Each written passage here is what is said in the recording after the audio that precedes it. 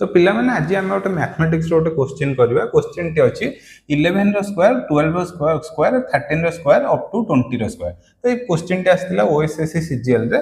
तो देखिनियो पिला माने एठी हमकु एई फार्मूलाटा ही पड़ियो काहेकि हमर sum of square of natural number एठी पचारिछि। तो एठी हम नै गले तो n रो वैल्यू अछि 20 अछि एठी n रो वैल्यू।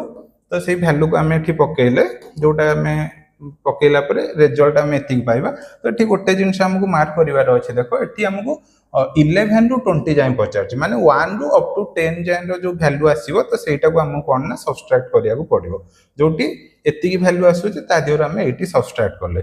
तो ये सब्सट्रैक्ट कला परे माइनस कला परे हमरो रिजल्ट आसी जाउछि 2485। तो कैलकुलेशन बहुत इजी अछि जस्ट हमकु कॉन्सेप्चुअली ए फार्मूला टी मन रखिवार अछि आ तापरे एई वैल्यू टी हमको माइनस करिया को पड़िबो। तो से हिसाब रे हमरो फार्मूला आंसर आसी जिवो ऑप्शन बी 2485। Thank you.